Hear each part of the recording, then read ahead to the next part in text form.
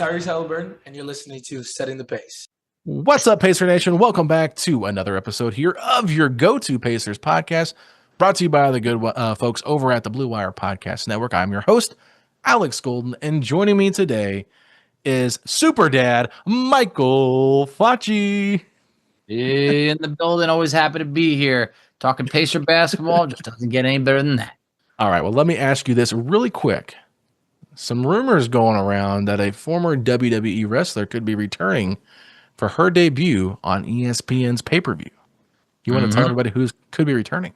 Strong belief it's AJ Lee, wife of CM Punk.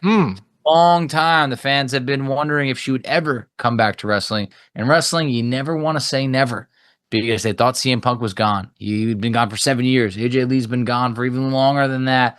But I think the stage has been set for her to make her return. It's been a long time, and when she retired, she was one of the best women wrestlers, and be interesting to see if she still got it. I would be really interested to see how she goes up against Becky Lynch and Seth Rollins. Never been a Becky Lynch guy. It's not my cup of tea. Guy? Yeah. She's the guy, though. Yeah, sure. She's the man, right? Man. No, as they say, yeah, but it's just, I don't know. What do you think about her just slapping the crap out of CM Punk and him just standing there taking it? I thought that was kind of weak. Yeah, I mean, why did they just let her slap the crap out of him? I know. That was unnecessary. Like one hard hard slap. Anymore, you're not going to see Stone Cold Steve Austin delivering a stunner on a girl anymore. Times have changed, but hit her with a go to sleep. Yeah, exactly. So that would have been, they definitely make sure not to mix, in WWE anymore. You don't want any bad PR. Didn't Randy Orton give Stephanie McMahon an RKO? Yeah. I mean, 10 years ago, 15 years ago, the things were a little bit different. And then the Triple H was handcuffed and he kissed her. Yeah, exactly. That was pretty intense. It was. A lot of people were like, what, dude? Oh that's shock value right there. I know. You can't pull that off in 2025 anymore. You can't. There's just been too many reports. WWE publicly traded companies, stock could take hits. It's it's tough games. But at the same point, I think we got a fun episode for us today. Look, we talk about tough situations. We got some tough rankings over here. All right. So, Alex, tell them what we're doing today. Yeah, we're ranking the starting power forwards in the Eastern Conference, and we've gone ahead and pulled the 2K ratings. Now, look, I say this every time because people get so nitpicky about who you have at each position, okay? So when I go through the list, I'm going to explain one of these players because I know you're going to be like, I thought he was a center. I don't understand why he's not in here. Okay, so based on the 2K ratings, at number 1, Giannis Antetokounmpo at 97 overall. At number 2, Paolo Banchero at 90 overall. Tied for 3 at 89 overall, we have Evan Mobley from the Cleveland Cavaliers and Pascal Siakam from the Indiana Pacers. At number 5, this is where it's going to be interesting. This is Bam Adebayo at 88 overall. And you might think, well, I thought he was a center. Well, Kal'el Ware was starting last year in the playoffs and at the end of the season at the 5, and they had Bam at the 4. And that's how they listed it when they put their rosters into the starting 5. So we have got Bam at the 5. And for our next episode tomorrow, where I'm ranking the centers with some guests, Facci won't be here for that one, we have Kal'el Ware as the center. So just understand that. At number 6, at an 85 overall, we have Scottie Barnes. Also at 85 overall, we have OG Anunoby, which means that Karl Anthony Towns will also be a part of the centers list and not the power forwards list. At number 8, out of 15, at an 81 overall, we have Jalen Johnson from the Atlanta Hawks. From the Philadelphia 76ers, Paul George is at 81. For the Detroit Pistons, we have Tobias Harris at 80. We have from the Charlotte Hornets, Miles Bridges at 80. And then this is another weird one. The Washington Wizards, Khris Middleton was listed as their starting power forward. I don't think he will be, but that's what they had him at. He's at 79. We have Patrick Williams from the Chicago Bulls at 75. Noah Clowney from the Brooklyn Nets at 73. And Chris Boucher, for the Boston Celtics at 73 overall. So that is your projected starting power forwards in the Eastern Conference with their 2K ratings. And now me and Facci are going to rank them 15-1. Starting at 15, who do you have? All right, starting at 15, I got Noah Clowney. I think that Noah Clowney was someone that, if you remember, I liked him coming into the draft. I really did. I felt like there was actually rumors he could have maybe sniffed the lottery, something like that. Ended up falling at 21, and maybe the scouts were right because he hasn't proven anything. He hasn't proven anything at all, even on a bad Nets team. Still a young player, just 21 years old, but I looked at it. He shot like 37, 38% as a big man on a bad team. How does that even happen? So no Clowney. I'm not entirely sure it's going to work out for him. Okay, Fachi. Well, this is finally, we're going to have some differences, which I'm so glad about. At 15, this is where I have Khris Boucher. I have every right to. Backup power forward for the Raptors for the longest time. Signs with the Celtics, I think, on a minimum contract, and he's going to start for them. That's how bad this, front court is for Boston, okay? I'm sorry, but, I understand Noah Clowney has the same rating overall as 73. I just think Noah Clowney, he has a nice three-point shot. I think there's talent there. Let's give it a few more years before we just write him off. Khris Boucher's in his 30s. He's not getting any better. Older. He's 10 years older. So, maybe I should have factored that in a little bit more of hey, you know what? Who's more likely to get better? Noah Clowney, I would say, has, 3 years from now could easily be he's way better than Khris Boucher ever was. But I kind of factored in, and I'm cutting you off here, but I kind of factored in as Boucher has a bigger body of work of showing that he was at least a good backup in this league, I would say. Yeah, serviceable for sure. I mean, I've liked Khris Boucher. I've talked nicely about him, but as a starting power forward, not cutting it for me. And I'm not saying Clowney will, but maybe Clowney does have some untapped potential. Could he be a Jalen Smith-esque type player, gets traded to the right team, not on a losing culture like Brooklyn? How many times do you have to change your point guard to figure out, what you're doing with your system? I mean, that to me does play a factor with how the Nets are run, because even a guy like Nick Claxton, he had a really good showing, got paid, and then wasn't good last year, or wasn't living up to his expectations. So I just feel like that Nets roster being so in flux does make a difference, and that's why I have him a little higher than Khris Boucher. But I'm curious who you have at number 14. That's who I have, Khris Boucher. Look, you can't have him that high on this type of list. He is what he is. He's, a good minimum contract type of player. He's a guy who, was, like I said, very serviceable in Toronto for quite a few years. Never quite got that real payday or took that next leap or anything. But I think just a solid role player, but he's 34 years old now. This could easily be his last season or two. So yeah. We'll see what happens, but that's who we got at 15 and 14. We just had them swapped. Well, I actually have Noah Clowney higher than 14. Really? Okay. I've got Patrick Williams at 14. Okay. Patrick Williams is not good at basketball. I don't think he is. And you want to know what's worse? His contract. He just signed a $90 million contract. He got worse. This is the 4th overall pick. When you were hating on DeAndre Hunter the other episode ago, oh man, Patrick Williams, nobody can defend that. That's why I had to put him so low. His contract's so bad. He's still young, and you could talk yourself into potential for sure, but I don't know. I was the contract is terrible. Nobody wants to trade for him. I think people have even said it's in the top 5, top 10 worst contracts in the NBA. Nobody wants to touch him with a 10-foot pole. The poor guy has just a terrible bald spot in his hair, and I just feel bad for him. That's not his fault. Maybe he just needs to let it go. But I don't know. This is a guy that I was excited about coming into the draft and never lived up to the hype. And I was like, you know what? Because of the contract, because of how disappointing he's been, I'm putting him at 14. And this is where I have Noah Clowney at 13. And I have all three of these guys in the same tier, which is the bottom tier. Yeah. I definitely think it's the bottom tier. Those three players are, one's you don't want to call it a journeyman in Khris Boucher because he hasn't been on that many teams, but he was a long shot. Noah Clowney, you got the young guy who, still entering year 3. And you got Patrick Williams, the guy that we feel that we've probably seen enough out of to know he just doesn't have it. There's just something missing there. So definitely in that type of tier. I do think we're going to have some differences on this list because this guy that I have next on my list, I know you're pretty high on. I know you like him. I got Khris Middleton here. No, I'm not having him any higher than 12. Okay. I think this is where he belongs. I have my next 2 players are in the same tier. When I say this about Middleton, I'm tipping my hat out of respect to be Middleton had a great body of work.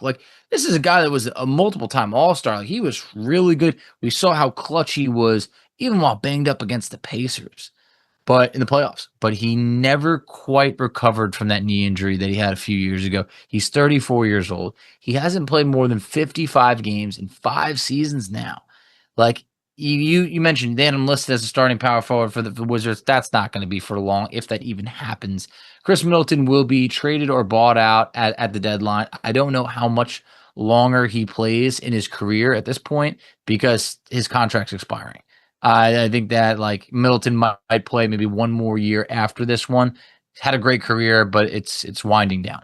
Yeah, and that's why I have Khris Middleton here at 12 as well. This is a good player, and I wanted to give it on the rankings just because I'm like, he might start, he might not. You could put Bilal Coulibaly here. Like, it's just really tough to know with this team. So I have him here. He's at the downwards part of his career, but he's ranked higher than Kyle Kuzma. So He is. That's what makes me laugh, because I would much rather, if I'm the Bucks, still have Middleton than Kuzma. Absolutely. And it's like, look, is Middleton going to give you 82 games? No, he's not. Who do you want in the playoffs? We watched Kyle Kuzma actually not accumulate a stat. Do you remember that? He didn't have a stat. Oh, I do. 20 minutes, 0-0-0-0. Like, come on. You hurt the team. You didn't help. You actually. What they do for game 2? He had like nothing really. In game 2, Doc Rivers ran like 4 plays or like 3 plays in a row to get him the ball, and he missed like wide open layups. Exactly. He was blowing layups. Oh, man, it was beautiful. It was beautiful. Yeah. Kyle Kuzma. Rough type of series for Kuzma. Khris Middleton on one leg would have helped the Bucks more than that.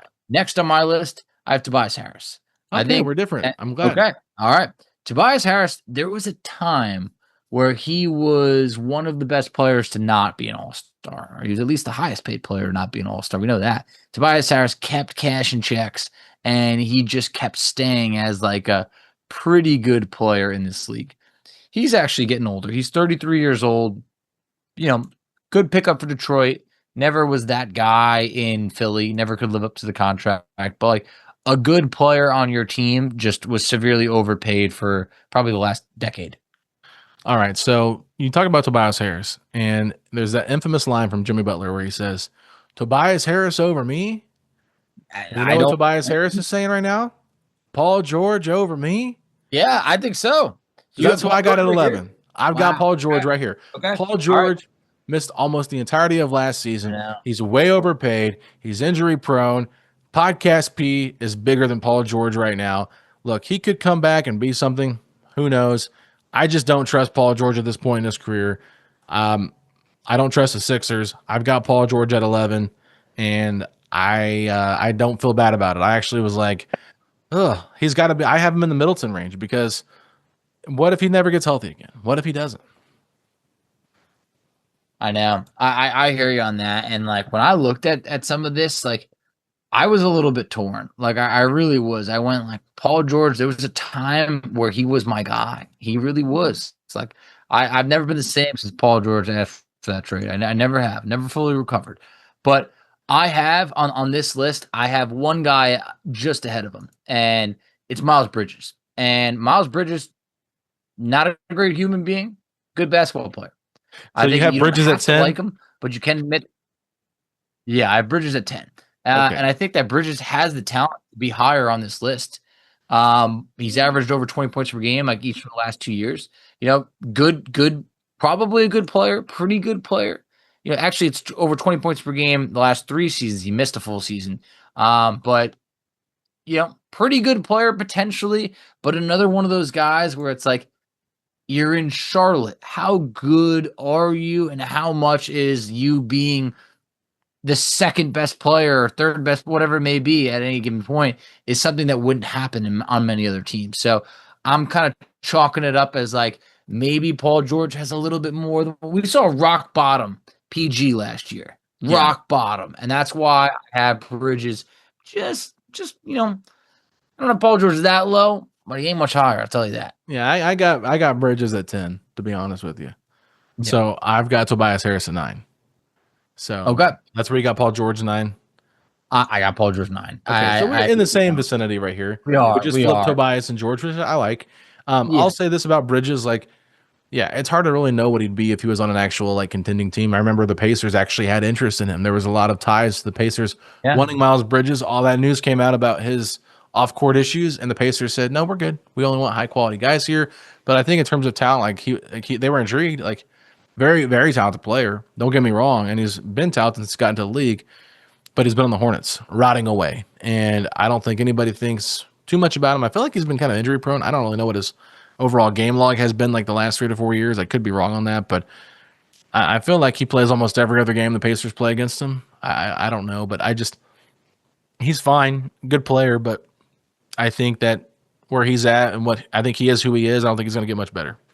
No, I don't. I think that like that's someone that missed out on a mega payday. He got in trouble at the worst time, and probably for the, not to say it's for the better or anything like that, but like I just feel like he was headed towards such a huge contract, and it would have been such a mistake for Indiana, like such a mistake to have invested in that guy. He's just not who you want one of your like core guys to be. And I think that, like, well, if it wasn't Charlotte, like where was he going to go?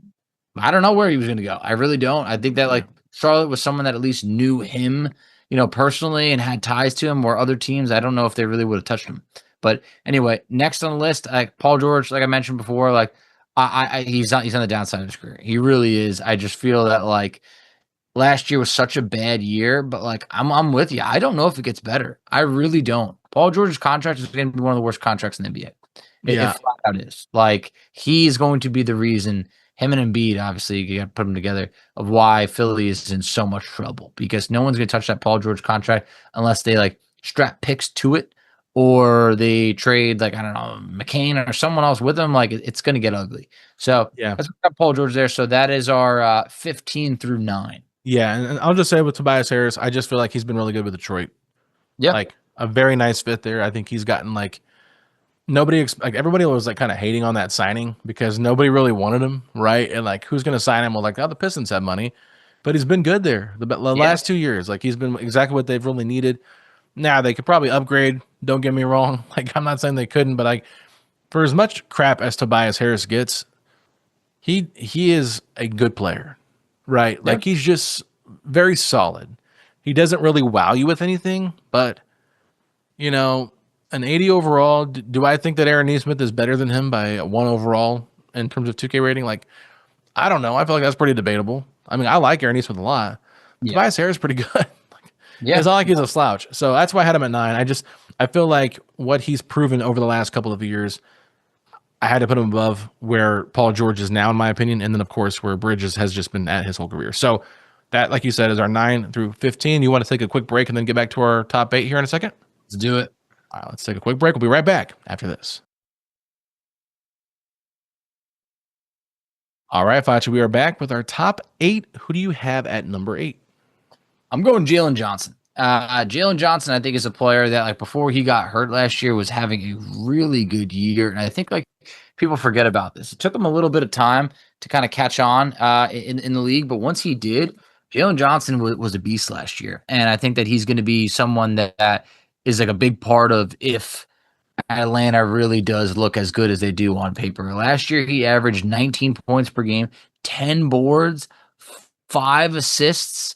He only played 36 games, but like he's been efficient in his career. And I think that it's not a fluke. I think Jalen Johnson his time is right now. If he can stay healthy, like this is a guy that could be top 6 maybe after this conversation's over. Like I don't know. I think the top 7 are very solid. So it's very hard for him to get into that group. I like the power forward depth in the Eastern Conference. And if he's 8, like that's not a knock. I think that just kind of shows you how deep the Eastern Conference is in terms of power forwards. But I mean, I have Jalen Johnson here at 8 as well. I mean, I don't think it's really hard to debate this one here, Foch. I feel like very, very solid player that a lot of people are excited about. A lot of people said could have been a potential all-star last year over Pascal Siakam even.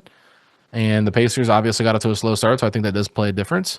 But if he can stay healthy, that would be great. He hasn't been able to stay healthy, which has been problematic for me and problematic for the Hawks because the Hawks haven't been able to really see what he can be fully because they can't keep him on the floor. And I think the best ability is availability. And if he can't be out there, maybe we have him too high on the rankings. But I think in terms of projecting and where he's at overall, he's got the same 2K rating as Paul George. I just think he's significantly better than Paul George at this point in his career. Yeah, no, I do. I just think that like we all know that I mean, look, Paul George took I don't know how, I think he might have been an 88 the year before. I'm not entirely sure. I'm out of touch with 2K, but I know he had one of the biggest drops. Yeah. So for him to be 81, it's like if you throw a 7 in front of Paul George's ranking, he's like a 79 or something. Like it's gonna be, it's gonna be ugly. So that's rough for a player to fall from such like a high grace. But like Jalen Johnson, like I think if he stays healthy, like he's going to be quite the force to be reckoned with in the East. Now, one spot above him, this is where I have Scottie Barnes. So I got Scottie Barnes right here, ranked in 85, and I'm going to try and get a pulse on Scottie Barnes. Is Scottie Barnes really that good, or is he a little bit overrated? It's hard for me to get because there's been times where Scottie Barnes looks like he could be like an elite player in this league. And there's other times that I'm like, man, I just don't really know about Scottie Barnes. So Yeah. what's your pulse on Scottie Barnes?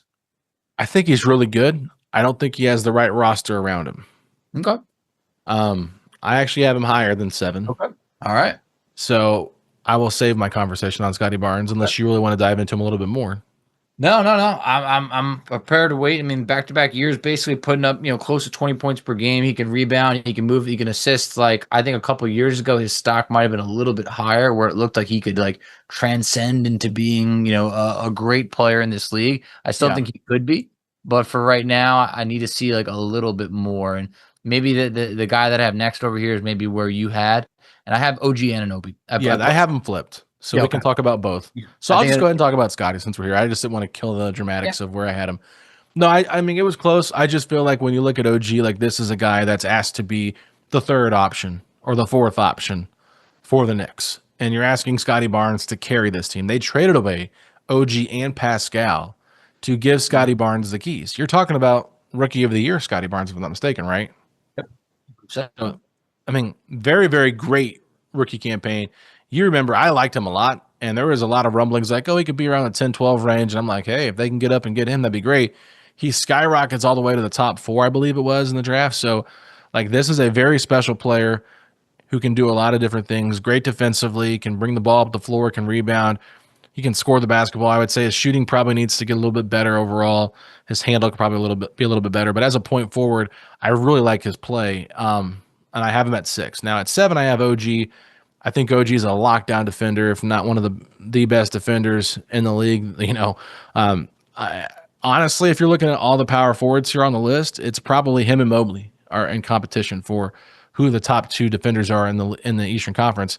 And I would say Bam's probably in that mix. Giannis is in that mix. And of course, I would even throw Scottie Barnes in that mix. Paul George used to be, but like not anymore. So I just think OG, like we saw what he did last year to really make things difficult for the Pacers when he was taking away what they were doing and they were able to kind of figure out how to make that matchup work. And it was, hey, we're going to have Nembhard guard Brunson to make sure that OG isn't out there being able to switch all these pick and rolls with Nembhard and Halliburton. So he's such a difference maker on the floor. So good. I don't have a problem with him being ranked above Scottie, but I do think that the fact that you can't trust OG number 1 to stay healthy for the most part or be the face of your franchise, that's why I gave Scottie the nod over him. Yeah, I respect it. Definitely can't trust him health wise. I do think like defensively he's elite. He really is. And like I think you can make an argument that if he just stays healthy against the Pacers 2 seasons ago, maybe the Knicks win that series when the Knicks collapsed and they were up 2-0. Like he was playing that good. I think that he could do more if needed. I think if they didn't have Mikal Bridges, I think that he would be producing even more. He had a really good year last year, for New York, and I think that he could do it again. Career high scoring last season in New York. Played 74 games, really efficient. I mean, really good player. So yeah, I could see an argument from both sides. I leaned OG just due to the elite defensive skill set. But next on my list is where things get a little bit interesting. This is where I have Pascal Siakam. So at 5? At 5. Yep. So okay, Siakam, we'll have a debate then. Yeah, I think we got a debate. Look, maybe I'm a little bit lower on Siakam than others because I'm used to him or this or that. Like I think he has more accolades than the players above him. But I wanted to factor in some things of like his age. He's 31 years old. Sure, he's a young 31. younger 31. We know a little bit less wear and tear than maybe your traditional 31-year-old. And I do think he's headed towards a really good year because he's going to be asked to maybe do more than he has in the past. But I there's a little bit of the part of me that worries this might be the last great Siakam year before it starts to dip a little bit. And that's my worry compared to any other player that's above him on this list. Even the players that I have him above, I think have they're younger players that could continue to grow, where I feel like right now is like Siakam is like entering, maybe I don't want to call it the tail end of his prime, but like this year's going to be really good. Then there might be one more. Then after that, I don't know. I'm not saying he's going to fall off a cliff. That's not going to happen. But like last year, this year, the next year, you got to maximize what you have with Pascal Siakam. Okay. I do not have Pascal Siakam at 5, so I will talk about my number 5. This is where I have Bam Adebayo. Okay. I put Bam here because I wonder how much of Bam is like, this is who he is. He's not going to get much better. I know a lot of people, when I brought up Bam Adebayo, are very frustrated with his inability to shoot from 3. Yep. I know that he can still do a lot of things defensively on the court. I don't know if I mentioned him as one of the top defenders in the East, but he is definitely one of those guys too. So Absolutely. If I missed and looked over him, I do apologize. He's a different type of defender because he normally guards bigs. And I think that the Kal'el Ware addition is kind of making things a little bit interesting. I mean, I think they're a nice play together because Ware can shoot the 3. But I think with Bam, like he's a good player. And the Heat have not been great with him as the number 1 guy. So that to me is like, is he more a number 2 or is he more a number 3 on a good team? Like, is he more of the, what'd you say? Probably an elite number 3. Like, yeah, I was going to say more Khris Bosh than Dwayne Wade. Yes, absolutely. Absolutely. So I like him. And there's a reason why I'm like, bring him to Indiana, let him be the number 3 with Pascal and Tyrese. And that's why I said the number 3, because Pascal would be the 2. So that's why I have Pascal higher, and I'll get to him when I get to him. But at number 5, I have Bam, just because I think Bam at the power forward, like he can guard wings. Like he's only 6'7". Like it's not like Bam is like this 7-foot giant. Like no, he's 6'7", 6'8". Got a nice wingspan. Like just really plays above his height at that center spot. So that is why I have him at number 5. And I really don't have anything else to say on Bam. Who do you have at number 4? Yeah. So essentially, just going back to this, like Siakam's got the better body of work, NBA champion, all that stuff.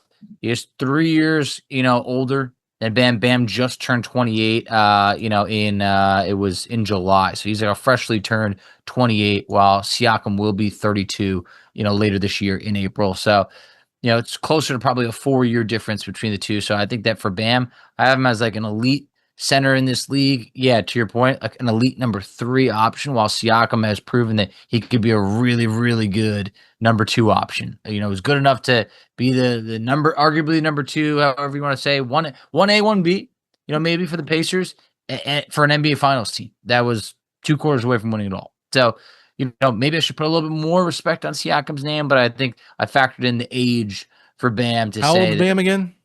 Bam just turned 28 last month. Yeah. Or I guess at this point, like 5-6 weeks ago. It's really hard for me to just do projections all the way, because it's like if I'm looking 5 years down the road, that's different. But if I'm just projecting a little bit for this upcoming season, that's one thing too. Yeah. So for who's going to have a better season next year, you could probably make an argument that Pascal Siakam will be more involved and should put up better numbers. But we know for Bam, like he makes his money being an elite defender. So is that who you had it for? So that is who I had it for. Yeah. So my number 4? Mm-hmm. I'm going to shock you here. What do you got? I got Paolo Banchero. Yeah, I got him higher. I know you do. I do. Here's why. Defensively, he has not proven anything as a wing. And I feel like he's a great scorer. And we've seen him do it throughout his career, but he's also dealt with some injuries. I think the Orlando Magic are constructed to have a great year this year.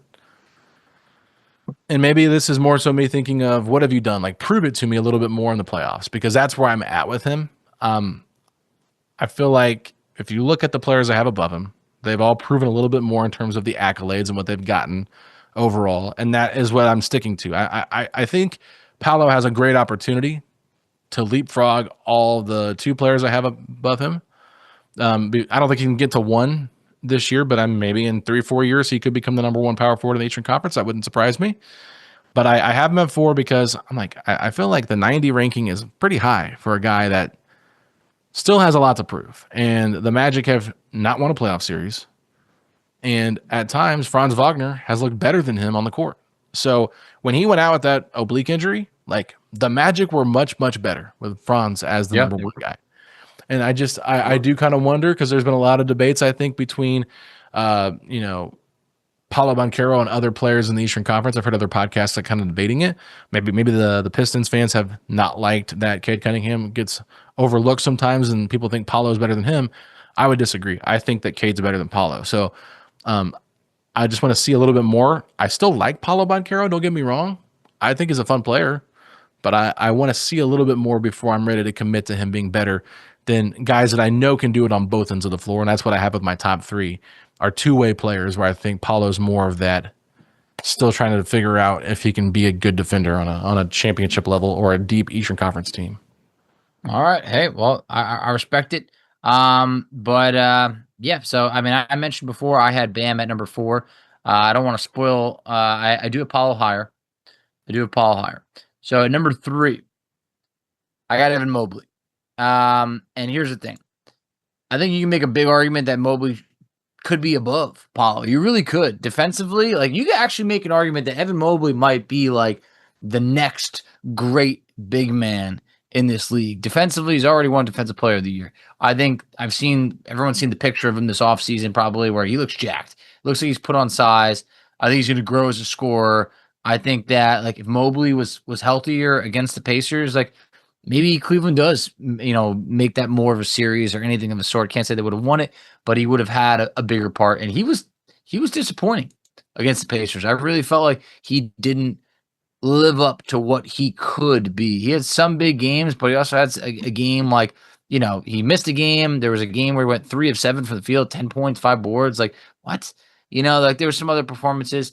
Nonetheless, incredibly talented. Maybe could be a little bit higher on this list, but I think Evan Mobley, as it gets as like defensive big man, elite. I think the offensive game is coming. He's going to be very, very scary for years to come. Yeah, I have Pascal Siakam at 3. I can't put him any higher. I thought about it, but I can't. I don't think he could. Yeah, he's got the same ranking as what people like, but I think you're sleeping on how incredible Pascal was last year. Like, if I'm looking at his sample size, this dude was unbelievable. He had to guard Karl Anthony Towns because Miles Turner couldn't do it. He then also was switching on to guards multiple times while also running the court full blast to get past every team's defenders to score in bunches, put this team on his back. Most consistent player the Pacers had from the beginning of the Bucks series till, like, he had a great first couple games against the Bucks and then kind of struggled in Milwaukee a little bit, came back and figured things out. But for the most part, I would say from like the beginning of the Bucks series till game 7, like, he didn't have a great game 7 when Halliburton went out. But other than that, like, I thought he was the most consistent Pacer of any. Now, Halliburton had other heroics, but it was Siakam was that steady force. And there's a reason why he won Eastern Conference Finals MVP. Freaking awesome player. And I just love how he did it on both ends of the floor. He's a great defensive player and a great offensive player that completely shifted his game to match what the Pacers do and became a lethal weapon from outside throughout the season. I mean, this is a guy that can beat you in 3 different ways scoring-wise. So he can beat you in the mid-range, he can beat you in the post, he can beat you from 3, and he can lock down pretty much 1 through 4 defensively when he's locked in. Like, he took such a step forward defensively from his first year in Indiana to his second year. So that's why I had him so high at 3, and he's just proven a little bit more than Paolo. If you're projecting, sure, Paolo can obviously be better than him in 2 or 3 years, but I even think next year you can make the case that Siakam could be better than Paolo. Maybe. I'm not saying statistically, but in terms of the overall impact, like, I mean, if you put Siakam on the Magic and you put Paolo on Indiana, I think the Magic probably have close to the same exact record or not much different. And I think if you put Paolo on the Pacers and say, all right, here's your group, I think that it doesn't work as well because the system is different. So I mean, it's not a fair comparison, but I understand what you're saying. I debated it. I was like, am I ranking Paolo too low? But he's 90, Mobley and Siakam 89. I didn't feel like it was that big of a dip to drop him from 2K to 4 to my ranking. Yeah, I think here's the thing. I think we value. I mean, I don't know. I mean, obviously, clearly, I didn't value him enough. But I think if you were Number 5 around the league, like people would be like, "What are you nuts? Paul's the future." Like I can get that. Like Siakam's the people that don't watch the Pacers. Way more. Yeah, Siakam's proven way more in his career, but also like Paolo's time's coming. It really is. He's a good player. He's still figuring it out and all this. Like he's gonna have a really good year next year, and I think that the Orlando Magic are going to be a really good team. He's going to be a huge part of that. So he's still getting better. I almost feel like Paolo is still he's like a baby. I feel like he still has baby fat. Like I feel like he still needs to like, get really like in shape and all of that stuff. But he's going to be a really good player for a really long time. He's so much younger. I mean, I don't even know, what is he, 21 years old, 22? He's super young. So if you're projecting, like, I understand, like, that's why, like, yeah, when you said Brunson's higher than Cade a couple episodes ago, like, I understand. Like, I'm projecting a little bit there. And I'm not projecting with Paolo. I just think Siakam's going to have a great year. I think Siakam could finish all NBA this year. It'd be great. I hope he can, because if he does, that means the Pacers are a really good team. Like, that means the Pacers are definitely a top 16. And you had Paolo second? I did. Just because I think at this time, like, I mean, he is really good. Sure, he has things to learn, defensively and stuff like that. But like, in terms of like guys, like when we talk about number 1 picks, the other episode ago, he's a name that we left out. But the Magic ain't disappointed.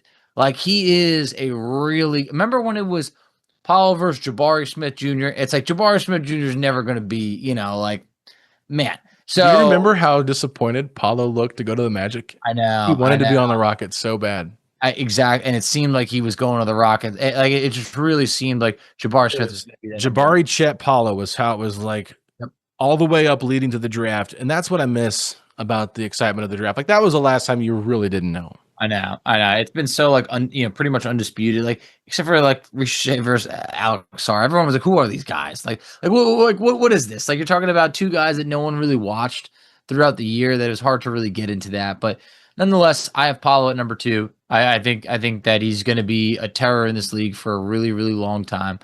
I think I could totally move Evan Mobley above him. I could definitely do that, but I don't think I can be talked into putting Siakam above him. But I respect your reasons why. I'm a homer. And that's hey, sometimes you got to put a little bit of that in there. I feel like we haven't done it enough. I tried not to. That's what I tried not to do. But at the same point, it was due to come out eventually in some of these lists. Who do you got at number 2? I got Giannis Antetokounmpo. There you go. I'm just kidding. I have Evan Mobley. Okay. All right. Good. And Mobley, like I said, he had a great debate for number 2 on my list. I went back and forth. Probably a more complete player. I would say that. Paolo offensively, totally, more gifted, but like Mobley reminds me, and you can't give him this yet, but I feel like he could be like this generation's potentially like Tim Duncan type of player where it's like he's going to be really good for a long time. And like, I don't think he's even got there yet. Like he just finished year 4, like year 5 next year, he's going to take the league by storm. So anyway, you have him at number 2. We already went through a bunch of stuff on that. Number 1, undisputed Giannis. Like year after year, this guy is, I mean, look at the 2K ratings in this. 97 for Giannis. The next closest is 90. Yeah. That's such a wide, it's got to be the biggest position gap, I would imagine, on 2K. I don't know what it's like yet, but it might be the biggest. Well, look at the biggest position or the rating gap between him and the rest of his starting 5. Good grief. I mean, that's the second highest ranked for the Bucks is Miles Turner at 83. Even I started being like, what is he, an 81? Like, I didn't really know. Like, I was like, well, what is it? I looked it up for our episode tomorrow where I have some guests coming on for the centers.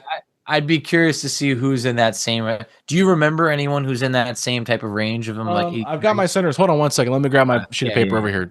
I'm just going to step out of the camera for a second. Hopefully you have pants on. You do have pants on, right? I'm just sliding over. I got an binder here. I've got this little, like, here you go. This is like, I'm not going to show you my whole thing, but like sneak preview. Okay. So like Miles Turner is 83, Jared Allen's 84, Vooch is 82, Duran's 82, Pirtle's 80. So like Okongwu is 81. Porzingis is 85. That Porzingis is an 85? Yeah, I mean, but that's because history. Okay, Porzingis in 85. Who do you think the highest ranked center is in the Eastern Conference? In the Eastern Conference? Ooh. Yeah, it's actually a tie, which is kind of interesting.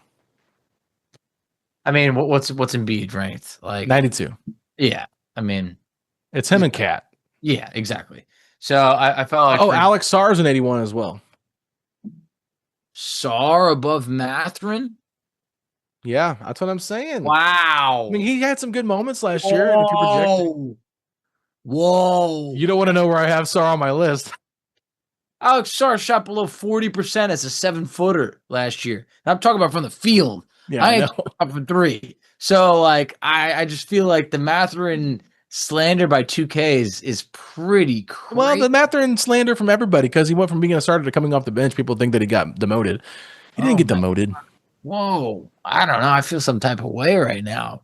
I feel like I got whiplash once I heard like Porzingis got 85. I feel like I turned my head so quick, I might have pulled something. I mean, that's pretty crazy. So that's going to be an interesting episode, like we talked about, guys. I'm not going to be on that one, but very curious to see how those rankings. Are you going to listen? And I might. It depends what I go on. I'm moving this week. I got a lot of stuff going on. That's a great time to listen. It potentially is. Probably wouldn't be able to hear anything my wife's saying when she's saying put those boxes there or that. Might not be the worst thing for you, Foch, man. Might not. You might need a break from the wifey after this little move. Yeah. Hey, moving that's when things are tested. You never want to move with your wife. It's never fun. You got to get through it. So I think in this, hey, we're moving into our house for those of you that knew or didn't know this. I know we've announced it a while ago. Finally, moving days here. We're excited, but a lot of busy work. But that's why we've been cranking out some of these episodes. I appreciate you having a guest filling in. Oh yeah, for sure. David Cole, Carson Stafford will be back. Oh, great guys. Two OGs that you met at Game 3. Met them both. Seen them in real time in Indiana, live in person. What'd you think? What was your impression? Good guys. There you go. Yep. Nothing else? Class X. I mean, Class X. Good guys. Definitely good people. I met one of their wives. David's wife, Stacy. She was very nice. Very nice. Good people. So I was just at Stacy's parents' house this weekend. Okay. David did one of his Survivor games again on Saturday. Okay. So if anybody is interested in playing Survivor, if anybody likes Survivor, Fachi, this is a great opportunity for you to just do some challenges with some different people. I think we ended up having 12. We were supposed to have 16, but some people had to cancel last second. Oof. Holiday weekend, it's tough. So it is tough. But we had 12 people play, and you got to do, in this version, 4 challenges before you got voted out. So it wasn't just one challenge, vote out somebody. Try to make it worth your bang for your buck. And then, of course, we crowned a winner at the end. There was a final 3, and it was a very interesting final 3. We had some very heated moments there, probably the most dramatic we've ever had. And you can watch all this on Survivor Indianapolis on YouTube if you want to check it out. But I'm just saying, it's a lot of fun. The newest season of Survivor 49 is coming out about 3 weeks. Crazy times ahead. So crazy times. Hey, near 50 seasons, pretty crazy. Obviously, 50 will be out next year. This is 49. Yeah, exactly. Not 50 years, obviously. But what do? They do two per year. So this is 25 years, basically. Okay, like I always told you, Rupert with the tie-dye shirt. It's pretty much from Indiana, baby. Yep. Hey, there you go. That's why you love him. That's when I was watching the first 2 seasons, locked in. Well, he was season 7 when he debuted. And I watched. What season was he? 7. 7? Yeah. He was on season 7? Season 7 and season 8. And then he came back for more season. I think season 20. He might have played again after that. I mean, I was long gone by then. I don't know why that season's so memorable then. He played back-to-back years. He played Pearl Islands when it was the Johnny Fairplay. I remember that guy. Grandma died. Yeah. Oh, I do remember that. Yeah. Everybody remembers that. That was like an infamous situation. And then I watched the Scott Pollard season. That's like the random one. I watched it just because of him. Yeah. Yeah. That was a good one. I'm trying to remember. I think it was. No, it wasn't Thailand. That was 5. I can't remember which one it was, but it was a good season when he was out there. Philippines is what I think it was, maybe. No, that doesn't sound right either. I'm wrong. David will tell me what I'm wrong. Co-wrong. I think it's co-wrong is actually what it is. Survivor co-wrong. That's what it finally came back to me. I don't even know where that is, but I respect it. But at the end of the day, we got to get off here. It's getting late. Exactly. We gotta. Hey, we survived this long. These were fun rankings. Had a couple debates back and forth, but a lot of good players nonetheless. Do you want to quickly go through who your top 15 were real quick, just one more time? Yeah, close it out. All right, let's see what do we got over here. All right, in terms of going down from 1 down, Giannis, number 2, Paolo, number 3, Evan Mobley, number 4, Bam, number 5, Pascal Siakam, number 6, OG, number 7, Scottie Barnes, number 8, Jalen Johnson, number 9, Paul George, number 10, Miles Bridges, number 11, Tobias Harris, number 12, Khris Middleton, number 13, Patrick Williams, number 14, Chris Boucher, and number 15, Noah Clowney. So you kind of got off on your numbers there. Did I? Yeah, you skipped the number. I don't know what happened, but you were saying Pascal was 6. I think you had him at 5 originally. No, I think I said him at 5. You'll have to listen back. I think I got it right. But okay, well, we'll go back. I was listening to you. Go back to the film. Okay, it's late. We've been recording for like 2 hours now. All right, I've got Giannis at 1, Evan Mobley at 2, Pascal Siakam at 3, Paolo Banchero at 4, Bam Adebayo at 5, Scottie Barnes at 6, OG Anunoby at 7, Jalen Johnson at 8, Tobias Harris at 9, Miles Bridges at 10, Paul George at 11, Khris Middleton at 12, Noah Clowney at 13, Patrick Williams at 14, and Chris Boucher at 15. And if you don't like our rankings and you think that I'm wrong for what I have Paolo at, and you think Facci's wrong for putting Pascal so low, then let us know in the comments section on wherever you are listening to this podcast, whether it's on Spotify, YouTube, or you found it on Twitter. Let us know in the comment section below. With that being said, Facci, if you're open Pascal Siakam finish as a top 3 power forward in the Eastern Conference in 2025-2026, hit me with those 3 words. Let's go, Pacers. Setting the pace, going to the top. Setting the pace, going to the top. This is your number 1 podcast. Sweeping every team. We gon' need a mop. Smooth.